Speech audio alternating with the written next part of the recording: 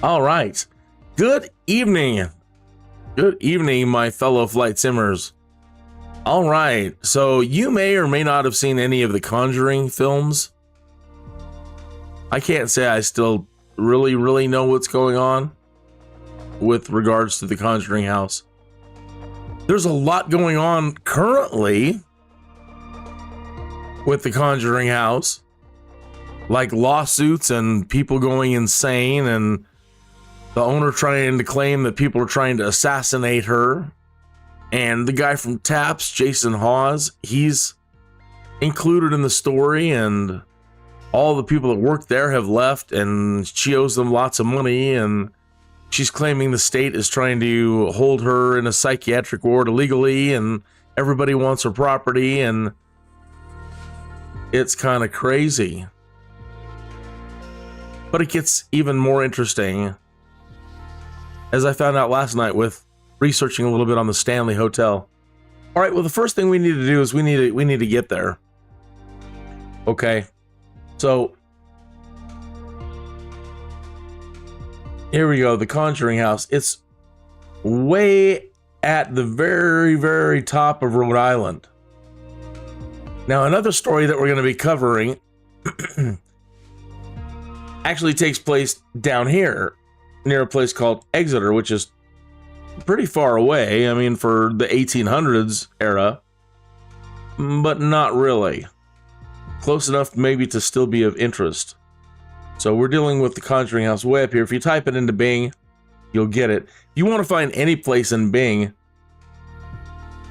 you right click, and at the very bottom you can get coordinates. Oh, you're not saying it. Bring it over here. Okay. I'm talking about Rhode Island here. And Conjuring house is right up on the edge. Up at the top. But another story around the same time, and if not a little bit earlier, takes place down here. And they might be related, and I've never found anybody so far in the research today drawing a connection between two stories. All right, so in Bing, if you want to find any place and get to it in Microsoft Flight Simulator, go to the pin and right click on it and go to copy and copy the coordinates at the very bottom. Okay, in Microsoft Flight Simulator, oh, hold on, I don't want to bury my window. So I'm going to talk about the Conjuring house, and I'm going to talk about Mercy Brown, who is considered a vampire, and the horrible thing that happened to her. Okay, so up in here, there, whatever you got, paste those coordinates in there, and then you'll get a drop down. Click on that. Okay, so there we are. Now you'll see from my photos on the cover art, let me bring that back up real quick. You've been staring at it for a while. And earlier today, as I was trying to spawn in to the Conjuring house, I was literally spawning in the Conjuring house.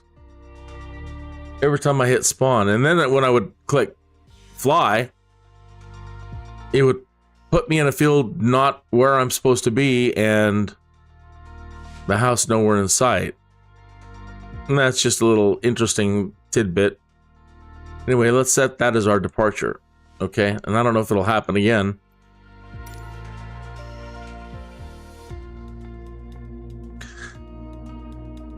So I'll get to the pages and I'll start reading everything about the Conjuring house in a nutshell. But in a nutshell, in the 1970s, the house came to prominence. A family moved there called the Perron family. Okay. And that's kind of where things in the modern era really started kicking off. And then in the Ed and Lorraine Warren, if you're into paranormal, then you've heard the names Ed and Lorraine Warren. And they investigated the place. Okay. Now, first thing I'm doing is I'm looking for that strip of area right there. That's where all the power lines are moving through, and I'm looking for that road right there. Okay, and that's it. There's the Conjuring house right there. And again, earlier I was spawning right on it, and I picked the Volo because it sometimes can make it easier to get down to it. But now, like everything else, the Volo, can't tell if it's descending or not. There we go, we are.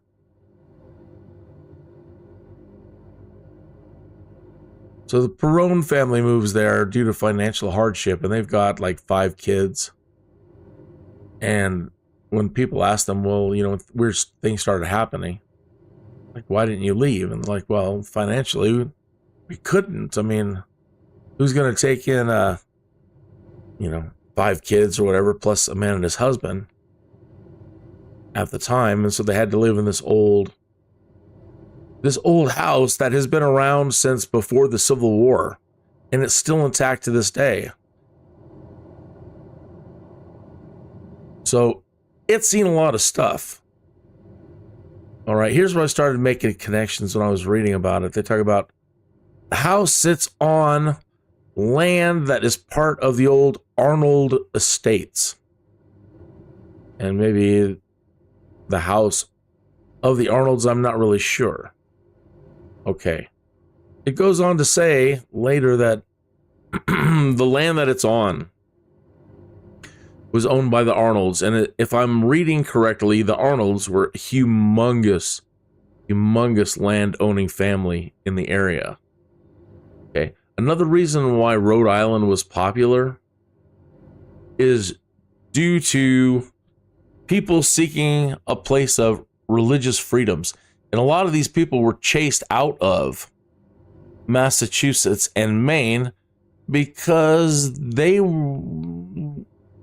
really weren't following, I guess, the Orthodox religion. I don't know what it could mean. Anything when you say, well, people were seeking a life of religious freedom. Now, unfortunately, this place isn't represented that well in the simulator, but this is the plot of land, and that is the building that it's using to portray. We're on top of a tree. The Conjuring house.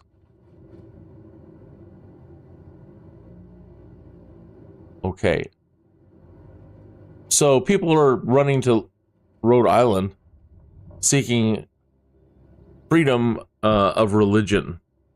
They don't say what religion. Now, the Conjuring house is tied up in potentially a witch, Satanism, child sacrifice, Indian genocide. So, not really 100% certain, you know, what is going on. But again, the connection that I'm making is they're saying that this place was owned by the Arnold family. Now, in trying to find another story that came up while I was researching this is about a girl named Mercy Brown. And she lived basically almost all the way at the southern part of, hey, there's Rent-A-Cow. You're not going to be able to land down here. Oh, yeah, you can. You're coming in a Volo. Good luck. Good luck, Captain. Right on. Good to see you coming in. All right, so the Perron family's living here, and bad things are happening. At first, all the kids are like, man, every night we feel like we're being tucked into bed, and you know, the original owners and there are tons and tons of kids. They said the lady used to like to make fruits and stuff and jams. They said it felt like a good presence was there tucking them into bed, and then all of a sudden it turned weird. And they talk about this witch that possesses the people, and the Warrens are saying this witch lives there. And this witch named Bathsheba lives there. Let me get to my drone camera. There we go, my drone camera. Forgive me a minute there, Rent-A-Cow. Okay. When asked why they didn't move, they just said, we can't move. You know, financially, this is the best we can do. So they just stuck it out for a long time. Okay, let me read a little bit on the Conjuring house here. Let me get some information here. And again, you probably already seen the movies, and some of you folks might even be really well versed in the subject.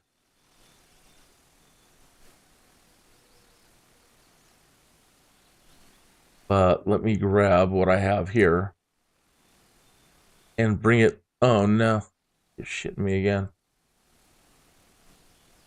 I did it again. The damn cover art was up. Ah, mother. All right, I just came in for a landing here. Already screwing up.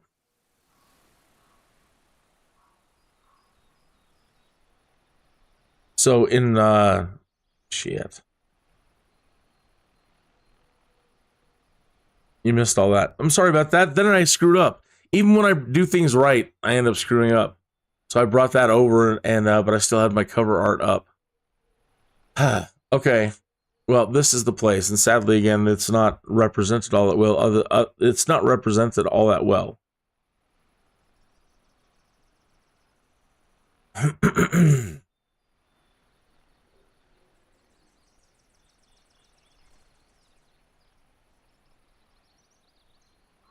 It's always something. Okay. So the Perron family estate, the Conjuring, and from the Ed and Lorraine Warren case files that launched the Conjuring universe. Okay, that's what the place really looks like. Okay, Burrillville, Rhode Island.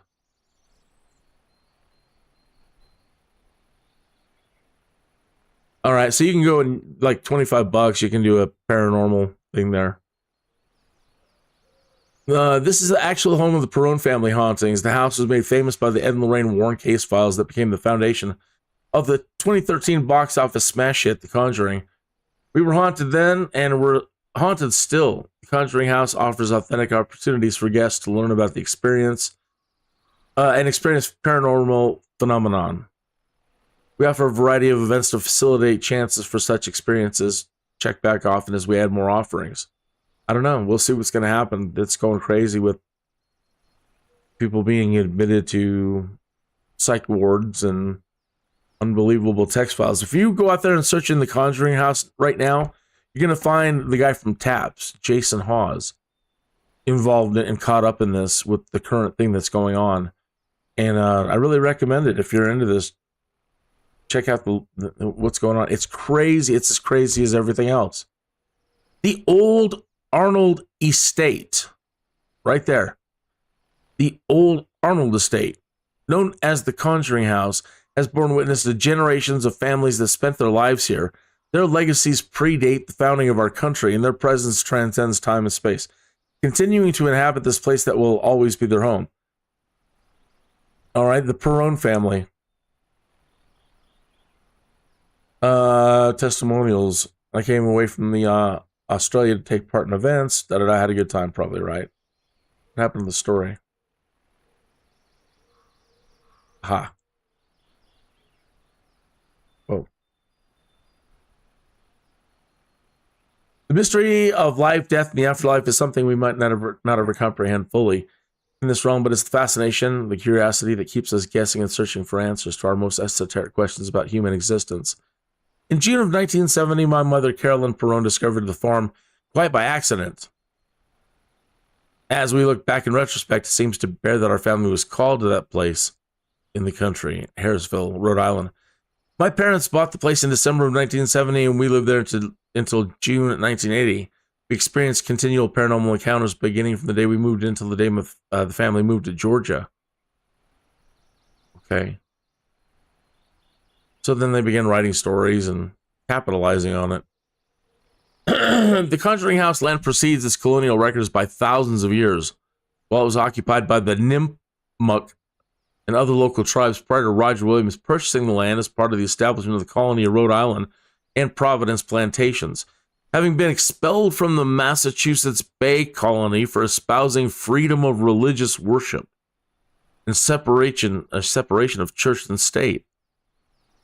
Roger Williams established Providence Plantations in 1636 in Narragansett, Rhode Island. In the 1639 Gloucester, now Burrville, Rhode Island, became part of Providence Plantations, including this estate deeded to the Richardson family. The land was deeded in 1680 and was surveyed by John Smith, one of the original Virginia colonists.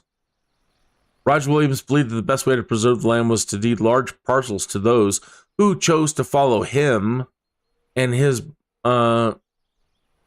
his beliefs, to follow him and his teachings. He did it so to protect it from rather overt encroachment from Connecticut and Massachusetts. The original estate deeded to the Richardsons was more than 1,000 acres. It was subsequently sold off in parcels to families in the area, some who are still there hundreds of years later. Because women had no rights to property this time in history, their estates transferred through marriage from the first colonists, the Richardson family, to the Arnold family. From the Arnold family, it transferred to the Butterworths family, and then to the Kenyons, before being purchased by the Perones in the 70s. In the 80s, the Schwartz family purchased the property and sold it to Norma Sutcliffe in 1987. Corey and Jen Heinzen purchased the property in 2019 from Sutcliffe and launched the business to allow investigations and day tours. In May of 2022, Jacqueline Nunez purchased the property and is continuing and growing the business. That's the lady that's now sending everybody really strange text letters claiming the ghosts are telling her everybody was stealing from her. People are trying to assassinate her. She's blaming Jason Hawes. He's saying, I have nothing to do with this. She's insane. They've locked her up. They've got her in they've been holding her in a psych ward against her will, she's saying. And she's saying it's all coming down to a land grab. Everybody wants to obtain this property from her. And even as far as trying to go to assassinate her. This is all in current videos that are up on YouTube, all of this. The house as it now stands was completed in 1736, 40 years before the signing of the Declaration of Independence. What I do want you to keep in the back of your mind as we proceed is the Arnold family. The Arnold family. At some point, the Arnold family owned all this, and then over time, other people came in. And this is a connection I don't know that anybody's made. So meet the owner. That's the owner, Jacqueline Nunez, right there. Guardian and spiritual custodian. Jacqueline is the dedicated owner and spiritual custodian of the Conjuring house.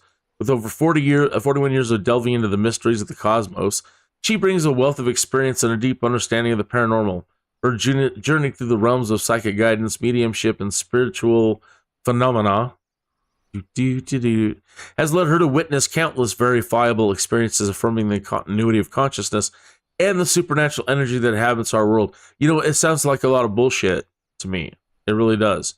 The lady sounds like she's full of shit. And now look, I don't want to step on your belief. You might believe all this stuff. All right. But all the places I've been to so far in researching for this Halloween, like the Stanley, if there's even a slight chance it's been reported as haunted, people have come in and made sure that it is so that they can rake in the tourism dollars. Like the Stanley Hotel, I don't believe it's haunted at all. It just got popular because of The Shining. The Winchester House, the Winchester Mystery House, they said that lady was psycho. And everybody else is like, no, that's completely made up. Ex-Disney people ended up buying the place and called it the Mystery House. And they were trying to take care of it and renovate it, and they didn't have the money, so they started telling everybody these made-up stories that were sensationalist.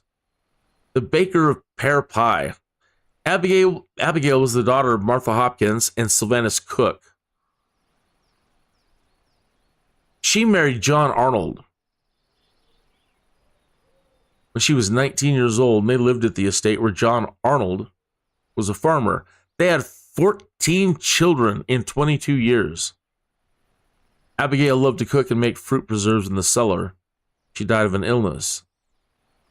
Okay, this is where the children are reporting, oh, this lady that smells like fruit pies, she comes and kisses us and tucks us into bed. Okay. But now we're getting to the Arnold family. So we got Abigail, daughter of Martha Hopkins, who marries John Arnold. John Arnold, the patriarch of the realm of Arnold. There's probably only like 2,000 people, I think, around the area, and they're all spread out at this time. So it's not a whole lot of people that are going to be named Arnold and are the plantation owners of large tracts of land. We have much more to learn about John, but what we do know is that he was married to Abigail Arnold and had 14 children. John Arnold told us that he had witnessed extraterrestrial activity in the late 1700s.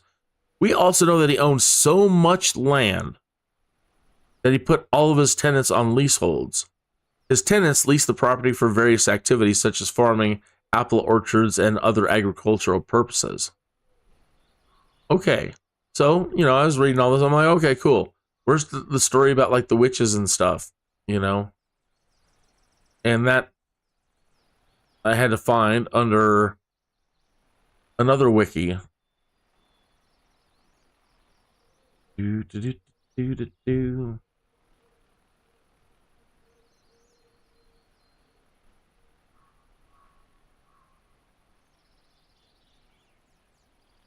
Well, let me quickly, while I'm trying to find that now, the true story. Okay, we got that.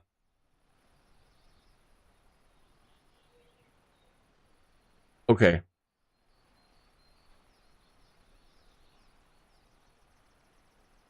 So Ed Warren was a World War II veteran and a former police officer, became a self-possessed demonologist after studying the subject on his own. His wife, Lorraine, claimed to be a clairvoyant and a medium.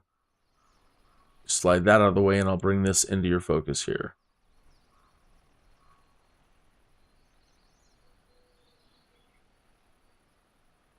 All right. In 1952, Ed and Lorraine founded the New England Society for Psychic Research, the oldest ghost hunting group in New England. They quickly gained notoriety as respected paranormal investigators after their initial investigation of the Amityville hauntings. Okay.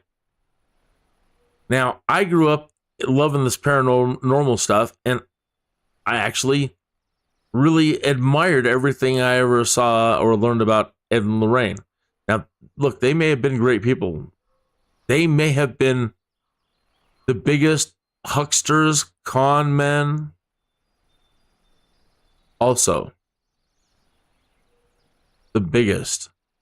Because we now know that Amityville is 100% fake. All right, there are documentaries on YouTube that go back talking about the mob family that owned it, and yada, yada, yada, yada, yada, and the lawyers and friends of the family sitting around making up the stories and pissing themselves laughing as they were making the stuff up. Like ghosts with pig's eyes and da-da-da-da, and they would just laugh and laugh and laugh. It's all fake. It was all to cover up mob activity and other things. But they went in there and they validated all of it. All right. And it's uncertain how they actually came to get involved in the Conjuring. He said a friend of a friend of a friend, and then they ended up contacting them, yada, yada, yada. All I know is that they helped launch Amityville. And all the movies and all the books and all the blah, blah, blah, blah, blah. Because of these two. And now the Conjuring House because of these two. And they seemed like wonderful people, and Lorraine seemed like a wonderful old lady. But is it true or not? Their credibility's right out the window, though, after Amityville. So what to believe about any of this? Okay, she says the movies may seem over-dramatized, but, she says she was there to make sure that they didn't take too much directorial license with the story. So here we go with the family moving there. I wanted to get to, well, what's the story about? What the hell is it about? Turns out there was actually a real person named Bathsheba Sherman who lived on the Perrone's property in the mid-1800s. She was rumored to have been a Satanist. Now we're going back to well, what do you mean by freedom of religion? Why are all these people running to Rhode Island seeking freedom of religion and being kicked out of every other place?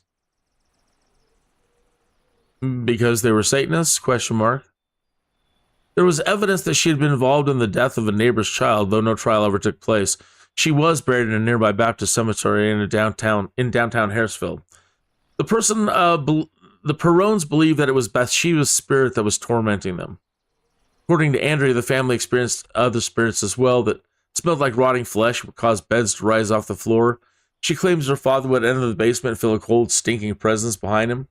He often stayed away from the dirt-floored cellar, but the heating equipment would often fail mysteriously. Still parked down there. You want to join us? Over the 10 years that the family lived at the house, the Warrens made multiple trips to investigate. At one point, Lorraine conducted a seance to attempt to contact the spirits that were possessing the family. During the seance, Carolyn Perone became possessed, speaking in tongues and rising from the ground in her chair. Andrea claims to have witnessed the seance. Okay.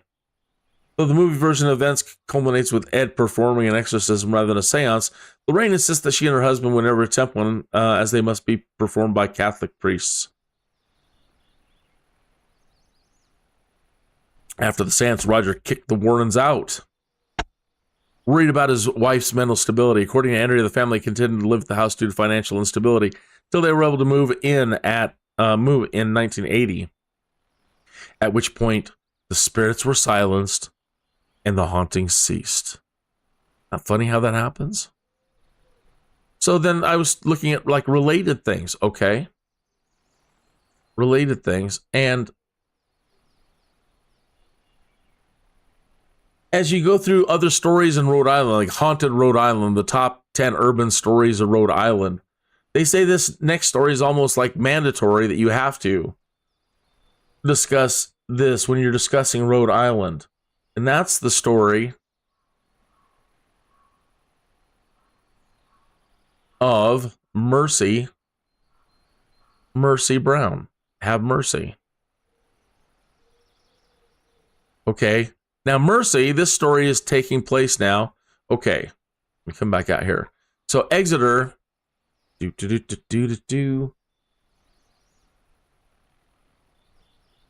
Okay, so we're up here. We're up here at all the way almost to the state line. Okay. And the Conjuring house is right over here somewhere. Now, this next story takes place way down in this region somewhere. Okay, now I don't have an exact location. Okay, here's Exeter. This is where this story is taking place now. So how can these two things be related, being so far away? Okay. Too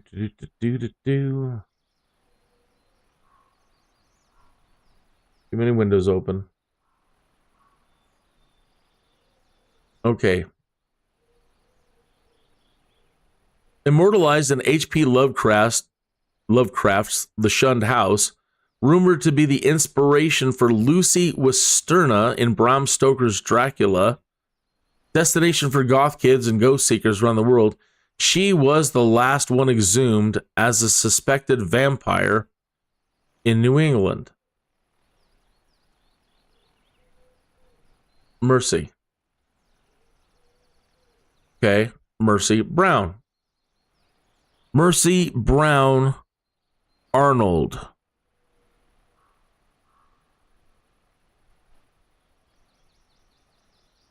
Nobody in any of the things that I'm researching so far, in any of these posts or on the YouTubes or whatever, nobody has brought up that Mercy's mother was Mary Elizabeth Arnold. They've changed her name in other stories. Mercy Lena Brown was born in Exeter, Rhode Island in 1872 to George Thomas Brown and Mary Elizabeth Arnold. Okay, we're talking about a period of time where they're saying that, like, 2,000 people lived in, 2,000 people here, 1,000 people there, Is this Arnold related to the Arnold family? Is this one of the daughters, one of the 14 kids? But these two stories, if we want to now start believing in a connection between Satanists and witches and cults and child sacrifice and vampires, we can definitely indulge that way of thinking. But now okay, so if we're going to go that route, maybe they're connected. In the late 19th century, Exeter, like much of rural New England, was sparsely populated. The recent war casualties and promise of fortunes out west took many men away. In 1820, the population was at high of more than 2,500. By 1890, it had dipped to just around 960. And tuberculosis was slowly taking those who remained, consumption, as it was called. Started in New England in the 1730s, and by the 1800s, it was the leading cause of death. It was a terrible end, often drawn out over years, a blistering fever, a hacking, bloody cough, and a visible wasting away of the body. One 18th century description claims the emaciated figure strikes one with terror. The forehead covered with drops of sweat, the cheeks painted with livid crimson, the eyes sunk, the breath offensive, quick and laborious, and the cough so incessant as to scarce allow the wretched sufferer time to tell his complaints. Systems progressed in such a way that it seemed like something was draining the life and blood out of somebody. In 1882, Lena's mother, Mary Eliza Arnold, was the first to succumb to the disease. Mary was a strong woman. She worked the farm with her husband and was used to hardship. Despite her fortitude, consumption ravaged her body, and on December 8th, 1883, she closed her eyes forever. And then her daughter, one of her daughters, they had multiple kids. So,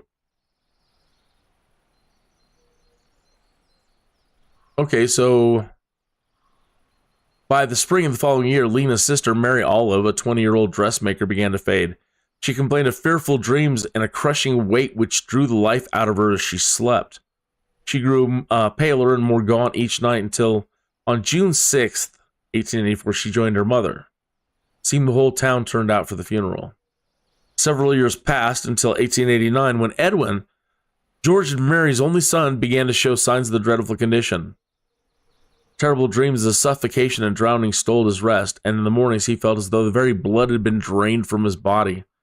Doctors had no remedy for the mysterious plague that was turning Edwin from a hardy young man into a pale, shaking scarecrow. Now, check this out. Friends advised him to travel to Colorado Springs, where I'm from. And we just found out about the Stanley Hotel last night. Mr. Stanley, the owner of the Stanley steam car, went to Colorado to create and to live there to recover from tuberculosis. Same as this kid here, Ed. It seemed to work, as the Western climate seemed to arrest the progress of the disease. Lena, who was just a child when her mother and sister died, didn't fall ill until nearly a decade after they were buried. Her tuberculosis was the galloping kind, which meant that she might have been infected but remained asymptomatic for years, only to fade fast after showing the first signs of disease. She died on January 17th, 1892. Her obituary was much simpler than her sister's. Yeah, it certainly was. It's just, she died. Now, Edwin returned from Colorado after hearing of his sister's passing. They must have had some cash, because to get from Colorado to here at that period of time in any timely manner, he must have had some cash. Any progress made while out west quickly disappeared, and his health took a turn for the worst. During feverish dreams, he would cry out that she was here. She wants me to come with her. She haunts me. Rumors quickly spread through the town, and superstitions took over. Scared citizens of Exeter, fearing for their own health, begged George to dig up the women's bodies, figure out which one was to blame, and rid Edwin of the evil spirit stealing his life. And they said originally they didn't want nothing to do with this, but they had to cave to all the local people who believed in these old ways. So he did. They exhumed the mother, the first daughter, and Mercy. Now, the first two, again, had been dead for years, a decade.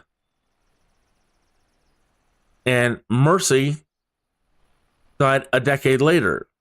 And now Edwin runs home. He's fine, and all of a sudden comes down with it again. So they dig her up. And according to the ritual of the day, they, when they dug Mercy up, they didn't have to dig her up. That's the thing. Here's the crux.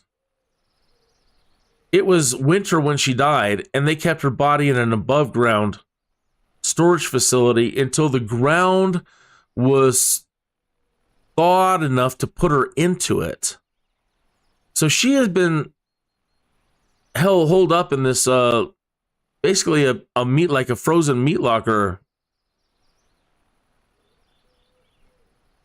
But they're saying that when they got to her body, the mother and the first daughter, they'd shown signs of decomposition.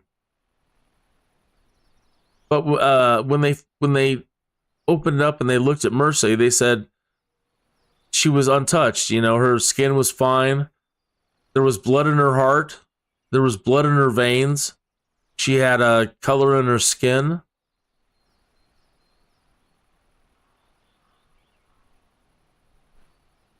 And everybody believed that she was the vampire. And that's what they believed at the time. That tuberculosis came from a family. And it was somebody in the family who was killing off other family members and then killing everybody else. So they said to rid him, they needed to cut out the lungs and the heart and turn them into ash, mix them with some water, give those to Ed. That'll break the curse and he'll be fine. Well, he wasn't fine. He ended up dying. And then more of his sisters died. I think only one of their kids survived survived in general. The dad, the father, he survived it all. All right. Now, Bram Stoker was hearing about this stuff, and they say that Mercy was the inspiration for Lucy in his Dracula novels, the Dracula novel.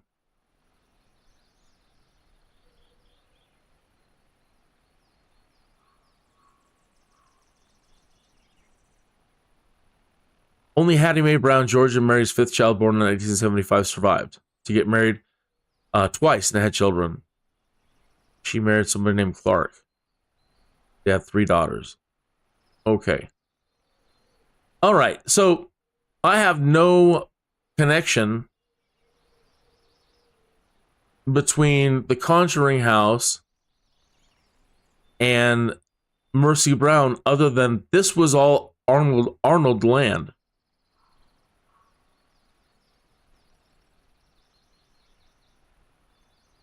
Now, again, you heard that there wasn't a whole lot of people here. So what other landowner named Arnold who owned vast, vast tracts of land could there have been around here? And nobody's brought up these connections at all. Now, if there is any.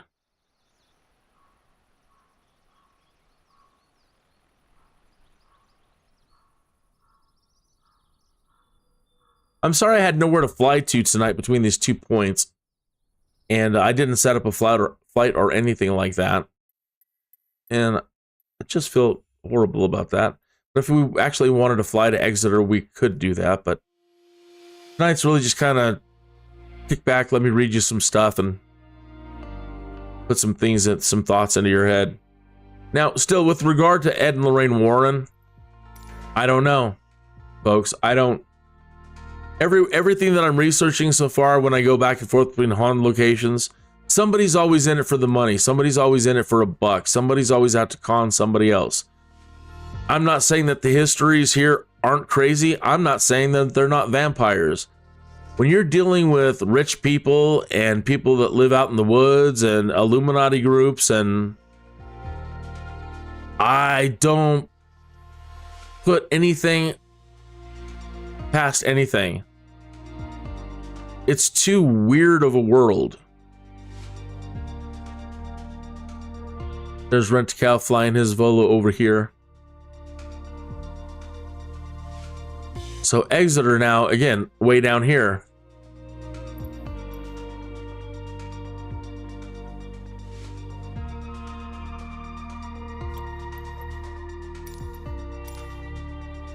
So I'm going to teleport over there. And we'll just hover around the area for a minute.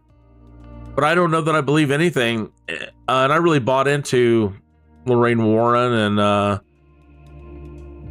all the other paranormal shows that she helped out with. But now I don't trust any of those folks either.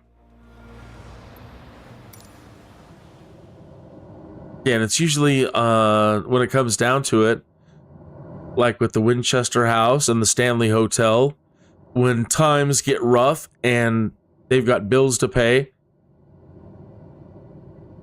you know, hell yeah, it's haunted. It's haunted as long as somebody's coming to visit. So, I've had one moment, I think, or more in my life. There are a couple moments where, yeah, I can't really explain what happened to me. And so there's always going to be a little bit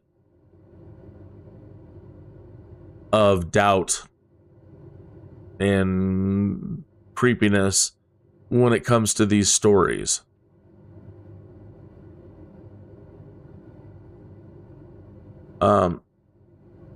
There are so many things we don't know about what people are doing in this country under the guises of charity, philanthropy. There's so much dark crap. I think somebody said about the folks in Exeter that these were all, back in the day, really, really large plots.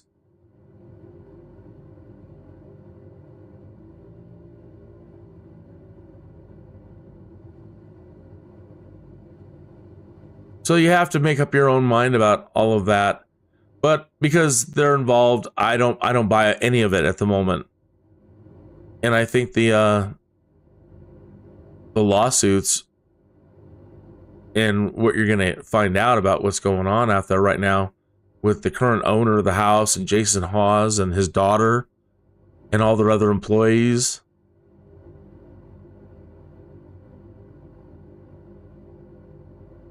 You know, what is it all about? I still think it's probably all about just the money. She's just coming right out and saying they want to take the house, they want the property, they want the land. Even the movie studios were fighting over it. Even Warner Brothers was involved in like land grabs for the place.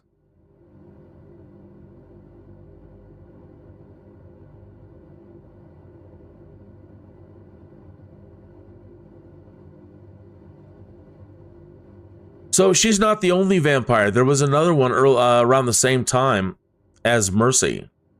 And I don't know exactly where yet. I was, but after dinner, I was following up with some other ones.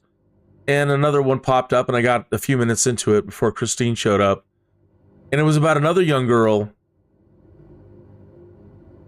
who was accused of the same thing. She was accused of being a vampire.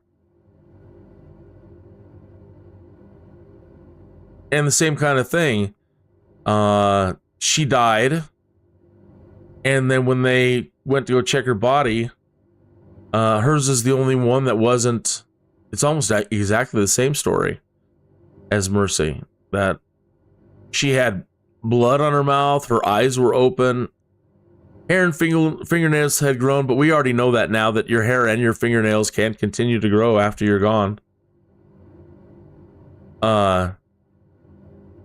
Usually the blood pools, which is weird, but they said she was in different positions as well.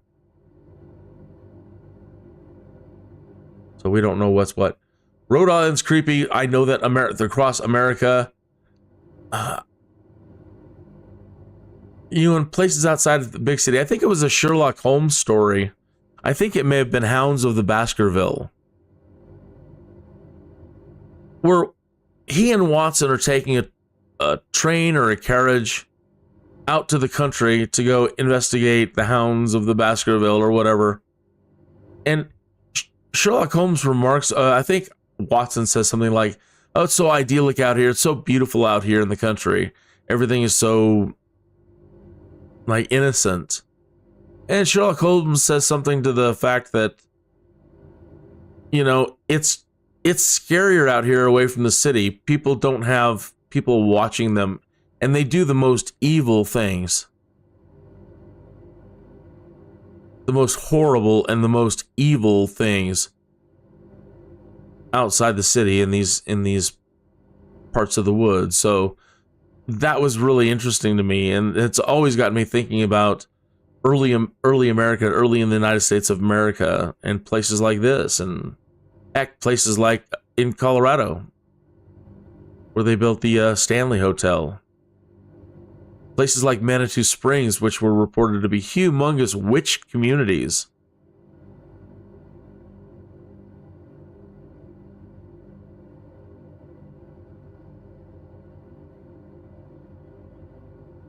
So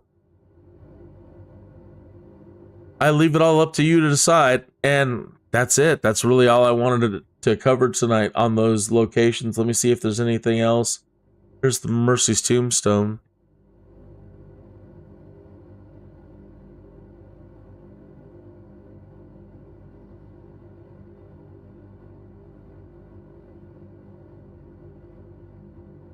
Oh, you're on Discord. You got that mic. I'm sorry for missing your question last night, too. And there's just too much going on. I'm trying to read stuff. But yeah, that F-13 was definitely caused by the DirectX 12. That was crazy.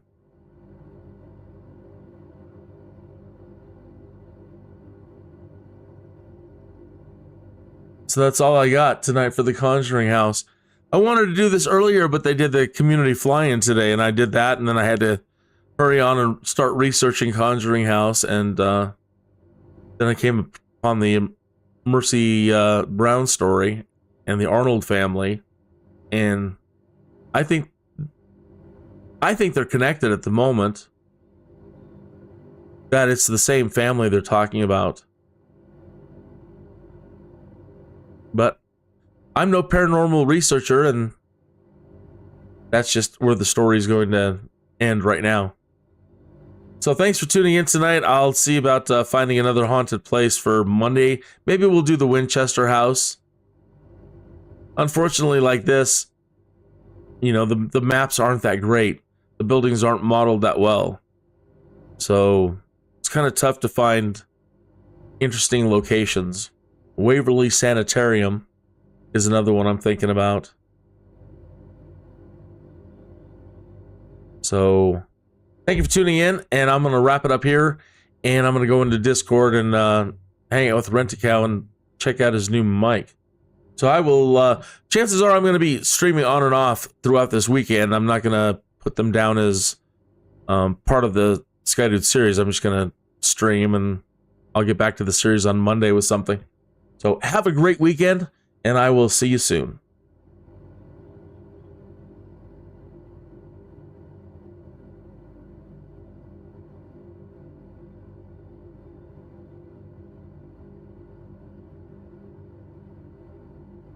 Get that Discord open. Discord.